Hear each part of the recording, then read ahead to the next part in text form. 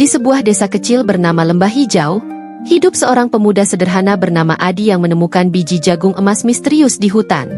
Dengan tekad kuat dan dukungan dari Nisa, seorang guru muda visioner, Adi berjuang melawan skeptisisme warga, ancaman para pedagang luar desa, bahkan serangan yang nyaris menghancurkan harapan mereka. Namun, melalui kegigihan, kerjasama, dan semangat pantang menyerah, mereka berhasil mengubah desa miskin menjadi desa mandiri yang sejahtera dengan jagung emas sebagai simbol kebangkitan. Tapi perjalanan ini bukan tanpa tantangan besar. Dari tekanan perusahaan agrikultur raksasa hingga konflik internal yang menguji persatuan warga. Akankah Adi dan Nisa berhasil mempertahankan warisan mereka? Ataukah semua usaha mereka akan luluh lantak oleh kekuatan yang lebih besar? Jangan lupa untuk subscribe channel ini ya, Bunda. Semoga Allah Subhanahu wa Ta'ala memberikan pahala melimpah, rezeki lancar, keluarga harmonis, dan kebahagiaan selalu menyertai kita semua. Amin. Yuk, mari kita simak cerita selengkapnya dan rasakan inspirasi luar biasa dari perjuangan Adi dan Nisa. Bab 1, Tanah Tandus dan Harapan Kecil. Di sebuah desa kecil bernama Lembah Hijau, kemiskinan telah menjadi bagian dari kehidupan sehari-hari. Matahari yang menyengat di musim kemarau dan hujan deras yang menghanyutkan tanah di musim penghujan membuat ladang-ladang mereka kering dan tandus. Para petani bekerja keras siang malam, namun hasil panen selalu mengecewakan. Jagung, satu-satunya tanaman yang bisa tumbuh di tanah gersang itu, hanya cukup untuk bertahan hidup, bukan untuk memperbaiki nasib. Anak-anak sering terlihat kurus karena kekurangan gizi, sementara orang tua mereka semakin lemah akibat beban kerja yang tak pernah berakhir. Di tengah kesulitan ini, ada seorang pemuda bernama Adi, seorang petani muda yang tinggal bersama ibunya, Bu Siti, seorang wanita tua yang tubuhnya sudah rapuh dimakan usia dan penyakit. Setiap pagi, Adi bangun sebelum fajar untuk bekerja di ladang, berharap suatu hari ia bisa mengubah nasib keluarganya. Namun, setiap kali ia menanam jagung, hasilnya selalu sama, sedikit, kerdil, dan seringkali busuk karena cuaca ekstrim. Rasa putus asa mulai merayap masuk ke dalam hatinya, tetapi ia selalu menepisnya dengan keyakinan bahwa pasti ada jalan keluar. Suatu sore, setelah panen gagal lagi, Adi duduk di tepi ladangnya yang kosong, menatap tanah retak yang tampak seperti luka besar di bumi. Ia merasa dunia seolah-olah sedang menertawainya. "Apa salahku? Apa salah kami semua?" gumamnya pelan. Ketika matahari mulai tenggelam, ia memutuskan untuk berjalan ke hutan di ujung desa, tempat ia biasa mencari kayu bakar. Di sana, ia berharap bisa menemukan ketenangan sejenak dari beban pikirannya. Namun, alih-alih ketenangan, ia menemukan sesuatu yang aneh. Sebuah pohon raksasa dengan biji-biji yang tampak seperti jagung, tetapi lebih besar dan berkilauan seperti emas. Penemuan itu membuat Adi tercengang. Ia mendekati pohon itu dengan hati-hati, takut jika itu adalah ilusi atau bahkan kutukan. Namun, ketika ia menyentuh biji-bijinya, ia merasakan kehangatan yang aneh, seolah-olah biji itu memiliki kehidupan sendiri. Dengan hati berdebar, ia membawa beberapa biji itu pulang. Malam itu, ia tidak bisa tidur. Pikirannya dipenuhi pertanyaan. Apakah ini jawaban atas doanya? Apakah biji ini benar-benar bisa mengubah nasibnya? Keesokan harinya, Adi memutuskan untuk mencoba menanam biji-biji itu di halaman belakang rumahnya. Ia tidak memberitahu siapapun, takut akan diejek atau dianggap gila. Dengan penuh harap, ia menyiram tanaman itu setiap hari, meskipun awalnya tidak ada tanda-tanda kehidupan. Hari demi hari berlalu, dan Adi mulai merasa kecewa. Mungkin ini hanya mimpi kosong, pikirnya. Namun, pada hari ketujuh, sebuah keajaiban terjadi. Tanaman itu tumbuh dengan cepat, lebih subur daripada apapun yang pernah ia lihat. Daunnya hijau segar, batangnya kokoh, dan buahnya mulai muncul dalam waktu singkat. Air mata haru membasahi pipi Adi saat ia menyadari bahwa mungkin inilah harapan yang selama ini ia cari. Namun, kebahagiaan itu tidak berlangsung lama. Ketika Bu Siti melihat tanaman aneh itu, ia langsung cemas. "Anakku, apa yang kau tanam? Apakah ini aman?" tanyanya dengan suara gemetar. Adi mencoba meyakinkan ibunya bahwa ini adalah jawaban atas doa mereka, tapi Bu Siti hanya menggelengkan kepala. "Jangan terlalu berharap, Nak. Dunia ini kadang kejam. Jangan sampai kita kehilangan segalanya karena sesuatu yang belum pasti," katanya. Kata-kata itu menusuk hati Adi, tapi ia tetap teguh. Ia tahu risikonya. Tapi ia juga tahu bahwa tanpa mencoba, mereka tidak akan pernah keluar dari keterpurukan. Malam itu, Adi duduk di depan tanaman jagung emasnya, menatapnya dengan campuran rasa takut dan harapan. Ia tahu bahwa perjalanan ini tidak akan mudah. Ada banyak tantangan yang harus dihadapi, baik dari alam maupun dari manusia. Tapi ia juga tahu bahwa jika ia berhasil, ini bisa menjadi awal dari sesuatu yang besar. Sesuatu yang bisa mengubah tidak hanya hidupnya, tapi juga hidup seluruh desa. Dengan tekad yang kuat, Adi berjanji pada dirinya sendiri bahwa ia akan terus berjuang, apapun yang terjadi. Bab 2. Perlawanan dan dukungan awal. Setelah beberapa minggu, tanaman jagung emas di halaman belakang rumah Adi tumbuh semakin subur. Buahnya yang besar dan berkilauan mulai menarik perhatian tetangga-tetangganya. Ketika seorang warga bernama Pak Joko melihatnya secara tidak sengaja saat lewat, ia langsung mendekat dengan rasa penasaran. "Apa ini, Adi? Jagungmu tampak berbeda dari yang biasa kita tanam," tanyanya heran. Adi, yang masih ragu untuk membagikan rahasia biji ajaib itu, hanya menjawab singkat, "Ini percobaan kecil, Pak. Belum tentu berhasil." Namun, kata-kata itu tidak cukup untuk menghentikan rasa ingin tahu warga lainnya. Berita tentang jagung aneh milik Adi mulai menyebar seperti api di seluruh desa. Tidak lama kemudian, Pak Darmo, tokoh desa yang sangat dihormati karena pengalamannya sebagai petani senior, datang ke rumah Adi. Ia adalah pria tua yang keras kepala, selalu percaya bahwa metode tradisional adalah satu-satunya cara bertani yang benar. Ketika melihat jagung emas, matanya menyipit penuh curiga. "Anak muda, apa yang kau coba lakukan? Apakah kau mencoba menantang hukum alam?" katanya dengan nada tajam. Adi mencoba menjelaskan bahwa jagung ini bisa menjadi solusi bagi masalah panen mereka, tapi Pak Darmo hanya menggelengkan kepala. "Kita sudah hidup dengan cara ini selama puluhan tahun. Jangan bawa-bawa inovasi yang tidak jelas asal-usulnya ke desa kita." Meski mendapat tentangan dari Pak Darmo, ada satu orang yang percaya pada Adi. Nisa, seorang guru muda yang cerdas dan visioner. Nisa sering membantu anak-anak desa belajar membaca dan menulis, serta memberikan pelajaran tentang ilmu pengetahuan dasar. Ketika ia mendengar tentang jagung emas, ia langsung mendatangi Adi untuk mempelajari lebih lanjut. "Adi, ini luar biasa. Kita harus mencari tahu lebih banyak tentang potensi jagung ini," katanya dengan antusias. Nisa membantu Adi membuat catatan tentang pertumbuhan tanaman itu, termasuk kondisi tanah, cuaca, dan pola penyiraman. Bersama-sama, mereka mulai merancang eksperimen kecil untuk menguji apakah jagung ini bisa ditanam di ladang yang lebih luas. Namun, bukan hanya Pak Darmo yang menentang Adi. Para pedagang luar desa, yang selama ini membeli hasil panen dengan harga murah, juga mulai khawatir. Mereka takut jika jagung emas berhasil, maka warga desa tidak lagi bergantung pada mereka. Salah satu pedagang bernama Bang Harun mulai menyebarkan rumor bahwa jagung emas adalah tanaman terkutuk yang akan membawa malapetaka bagi desa. "Jangan percaya pada Adi. Itu bukan jagung biasa. Siapa tahu itu racun atau bahkan sihir," katanya kepada siapapun yang mau mendengarkan.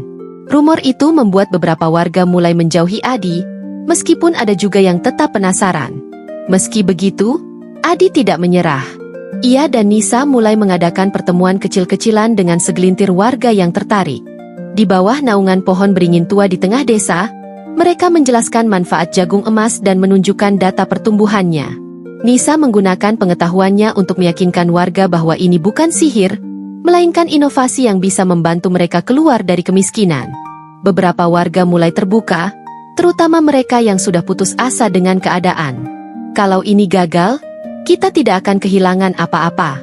Tapi kalau berhasil, kita bisa mengubah hidup kita," kata salah satu warga bernama Makminah dengan mata berkaca-kaca. Namun, tantangan terbesar datang ketika Pak Darmo memimpin pertemuan desa untuk membahas jagung emas. Di hadapan seluruh warga, ia berpidato panjang lebar tentang bahaya perubahan dan pentingnya mempertahankan tradisi. Suaranya menggelegar, penuh otoritas, membuat banyak warga ragu. Adi, yang duduk di sudut ruangan, merasa seperti sedang diadili.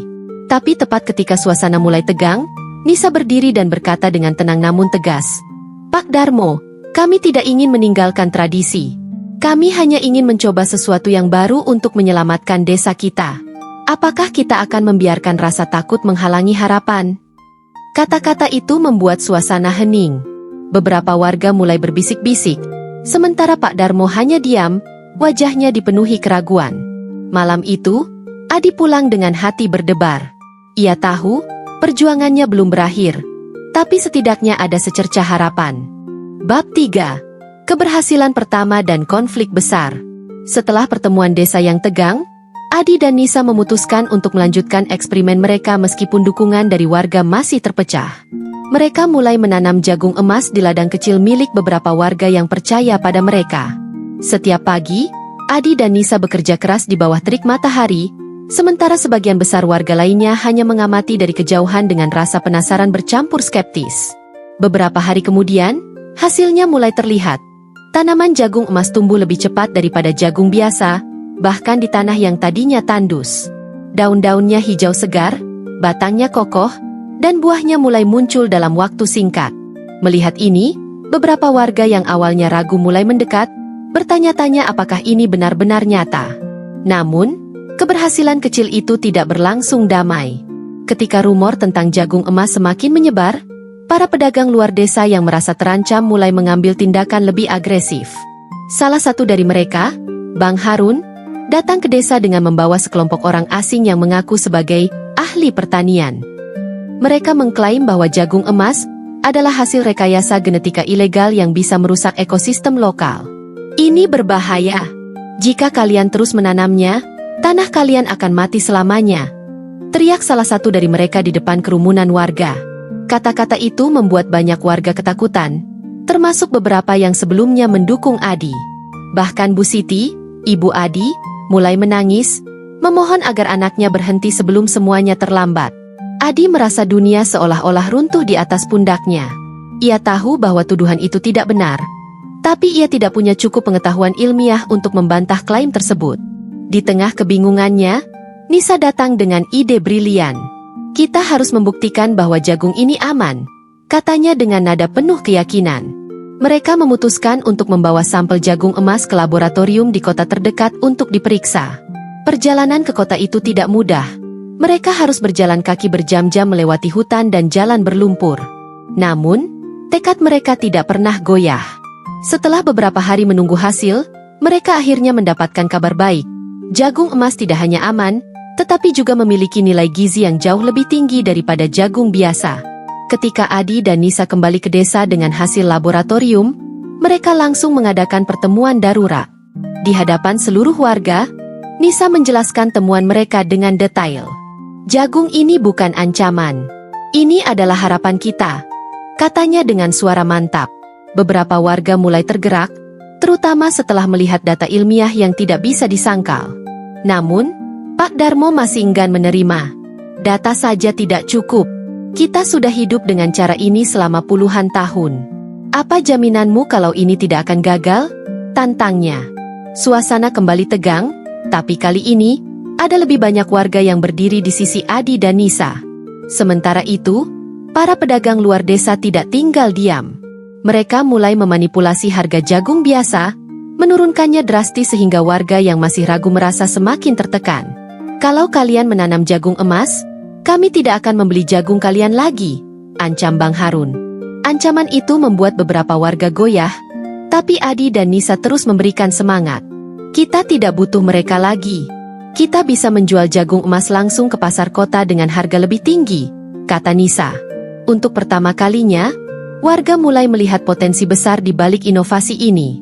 Mereka mulai bekerja sama, membersihkan ladang-ladang yang telah lama terbengkalai untuk menanam jagung emas secara massal. Namun, malam sebelum panen perdana, sesuatu yang tak terduga terjadi. Ladang jagung emas yang telah tumbuh subur tiba-tiba diserang oleh sekelompok orang tak dikenal. Tanaman-tanaman itu dirusak, batang-batangnya dipotong, dan buah-buahnya dicuri. Adi menemukan ladang itu dalam keadaan porak-poranda keesokan paginya. Hatinya hancur, air mata mengalir deras di pipinya. Tapi ketika ia kembali ke desa, ia melihat sesuatu yang membuatnya terharu.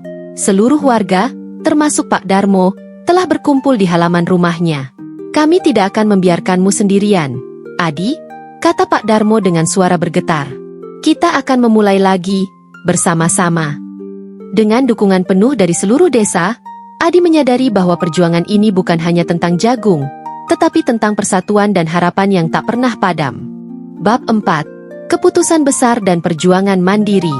Setelah serangan misterius yang menghancurkan ladang jagung emas mereka, seluruh desa bersatu untuk membangun kembali apa yang telah hilang.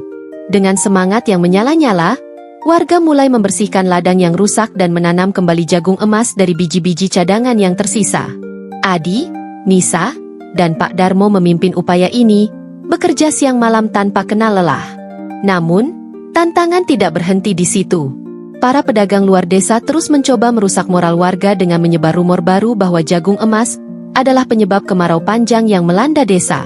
"Lihat, tanah kita semakin kering karena tanaman itu," teriak Bang Harun di pasar desa. Kata-kata itu membuat beberapa warga mulai ragu lagi, meskipun mereka sudah melihat bukti ilmiah yang mendukung keamanan jagung emas. Adi dan Nisa sadar bahwa mereka tidak bisa hanya mengandalkan argumen ilmiah untuk meyakinkan warga.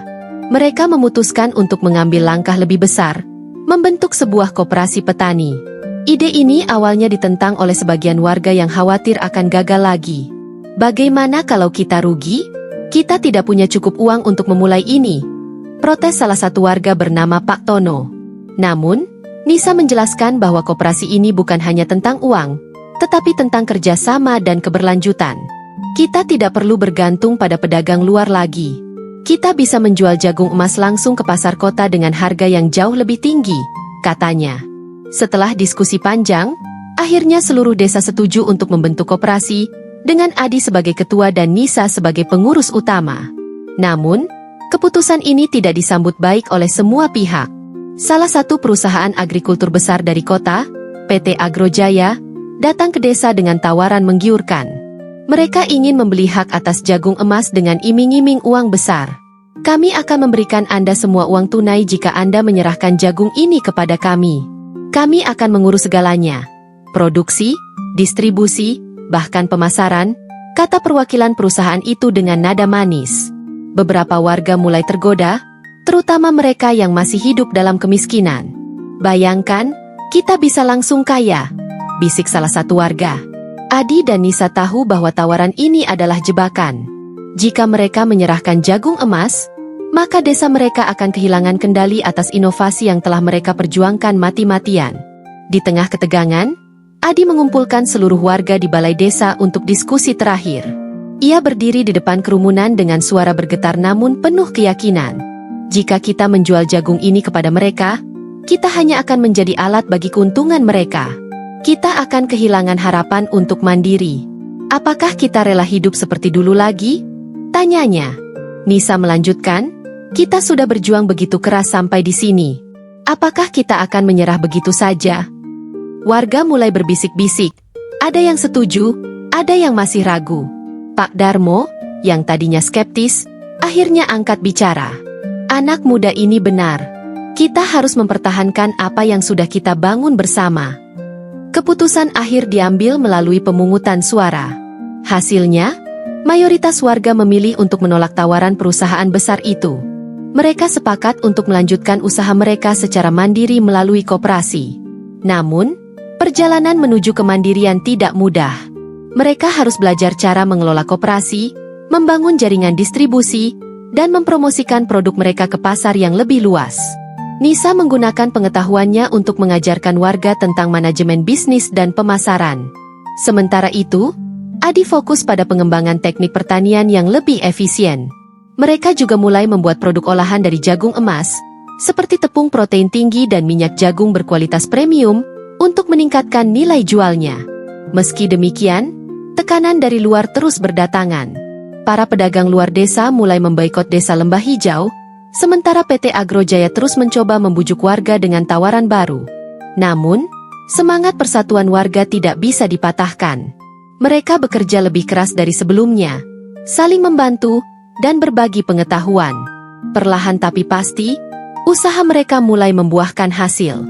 Perekonomian desa mulai membaik, anak-anak bisa kembali sekolah, dan fasilitas kesehatan mulai dibangun. Malam itu, Adi duduk di bawah pohon beringin tua, menatap ladang jagung emas yang kini subur dan luas.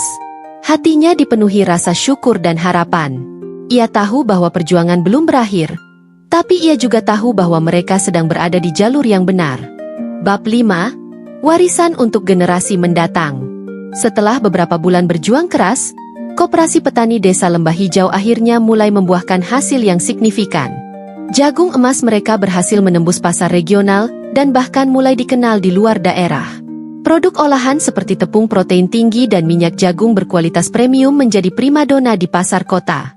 Warga desa yang dulunya hidup dalam kemiskinan kini bisa tersenyum lega. Anak-anak mereka bisa makan dengan cukup, bersekolah tanpa khawatir biaya, dan fasilitas umum seperti sekolah dan puskesmas mulai dibangun dengan dana dari hasil penjualan jagung emas. Namun, Adi tahu bahwa ini bukan akhir dari perjalanan. Ini adalah awal dari tanggung jawab yang lebih besar. Namun, kesuksesan mereka tidak luput dari sorotan. PT Agrojaya, yang sebelumnya mencoba membeli hak atas jagung emas, kini mengubah strateginya. Mereka mulai menyebarkan kampanye negatif tentang jagung emas di media sosial dan surat kabar lokal, mengklaim bahwa produk tersebut tidak alami dan berpotensi membahayakan kesehatan. Berita-berita itu membuat beberapa konsumen ragu, dan permintaan jagung emas sempat menurun drastis. Adi dan Nisa merasa terpukul, tapi mereka tidak mau menyerah. Kita harus melawan ini dengan fakta, kata Nisa dengan nada tegas. Mereka memutuskan untuk mengundang jurnalis independen dan ilmuwan dari universitas terdekat untuk mengunjungi desa mereka dan melihat langsung proses produksi jagung emas. Hasilnya, berita positif mulai muncul, dan reputasi jagung emas pulih secara perlahan. Di tengah semua tantangan ini, hubungan antara Adi dan Nisa semakin erat. Mereka telah melewati begitu banyak rintangan bersama, dan cinta pun tumbuh di antara mereka. Suatu malam, setelah rapat panjang di balai desa, Adi mengambil keberanian untuk melamar Nisa. Nisa, kamu adalah orang yang selalu mendampingiku di saat-saat sulit. Aku ingin kita terus bersama, membangun masa depan yang lebih baik untuk desa ini, katanya dengan suara bergetar. Nisa tersenyum haru dan mengangguk. Pernikahan mereka dirayakan dengan sederhana namun penuh kebahagiaan oleh seluruh warga desa. Bahkan Pak Darmo, yang dulu sangat menentang Adi, memberikan restunya dengan mata berkaca-kaca. Kalian adalah harapan kami, katanya pelan. Beberapa tahun kemudian, desa Lembah Hijau telah berubah sepenuhnya. Ladang-ladang yang dulunya tandus kini hijau subur, dipenuhi tanaman jagung emas yang melambangkan kebangkitan desa. Koperasi petani mereka telah berkembang menjadi salah satu usaha mandiri terbesar di wilayah itu, bahkan menarik perhatian pemerintah daerah. Adi dan Nisa sering diundang ke seminar-seminar pertanian untuk berbagi pengalaman mereka tentang inovasi dan kerjasama. Mereka juga mendirikan pusat pelatihan pertanian berkelanjutan di desa, tempat anak-anak muda diajari cara bertani modern tanpa merusak lingkungan. Pusat ini menjadi inspirasi bagi banyak desa lain yang ingin mengikuti jejak mereka. Namun, Adi dan Nisa tidak pernah melupakan perjuangan awal mereka. Setiap kali mereka melihat ladang jagung emas yang luas, mereka ingat akan hari-hari ketika mereka hanya memiliki segenggam biji ajaib dan keyakinan yang rapuh. Mereka tahu bahwa kesuksesan ini bukan milik mereka saja, melainkan hasil dari kerja keras seluruh warga desa. Oleh karena itu, mereka memutuskan untuk menulis sebuah buku tentang perjalanan mereka, berjudul Jagung Emas, Harapan dari Tanah Tandus. Buku itu tidak hanya menceritakan tentang teknik bertani, tetapi juga tentang pentingnya persatuan, inovasi, dan keberanian untuk mencoba sesuatu yang baru. Pada akhirnya, Adi dan Nisa sadar bahwa warisan terbesar mereka bukanlah jagung emas itu sendiri, melainkan semangat perubahan yang mereka tanamkan di hati setiap warga desa. Ketika mereka duduk di bawah pohon beringin tua bersama anak-anak mereka, Adi berkata, "Ini bukan tentang kita. Ini tentang generasi mendatang. Kita sudah menanam benih harapan, dan mereka yang akan melanjutkannya." Nisa tersenyum, memegang tangan Adi erat-erat. Matahari terbenam di cakrawala, memancarkan cahaya keemasan yang mirip dengan warna jagung yang telah mengubah takdir mereka. Di bumi yang dulunya tandus, kini tumbuh harapan yang tak pernah padam.